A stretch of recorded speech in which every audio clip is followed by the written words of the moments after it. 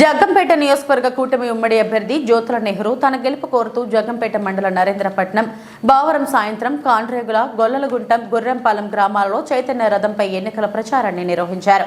గ్రామ పురవీధులలో తిరుగుతూ ప్రజలు సైకిల్ గుర్తుపైన గాజు గ్లాస్ గుర్తుపైన ఓటు వేయాలని కోరారు. ఈ సందర్భంగా జ్యోతుల నెహ్రూ మాట్లాడుతూ ప్రజలకు మంచి రోజులు రావాలంటే కూటమి అధికారంలోకి రావాల్సిన అవసరం ఎంతైనా ఉందన్నారు. వైకాపా గత ఎన్నికలప్పుడు ప్రకటించిన మేనిఫెస్టోలో అనేక హామీలు నెరవేర్చలేకపోయిందని విమర్శించారు. హామీలు నెరవేర్చినందున ప్రజలను ఓటు అడిగే అర్హత సైతం వైకాపా కోల్పోయిందని విమర్శించారు.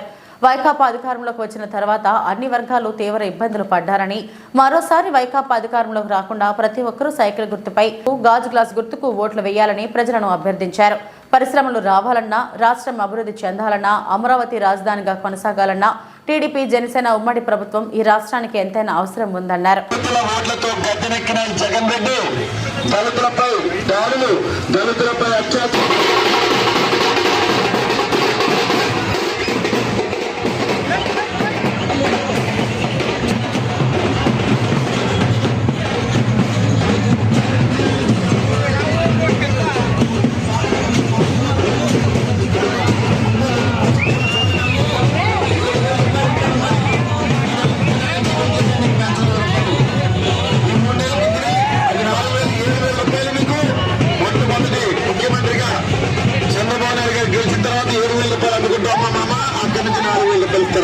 అంతేగాని చెల్లెమ్మలకు 1500 అమ్మా.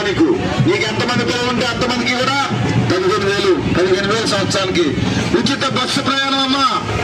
3 సిలిండర్లు ఉచితం అమ్మా. గ్యాస్ సిలిండర్లు ఉచితంగా 3 సిలిండర్లు.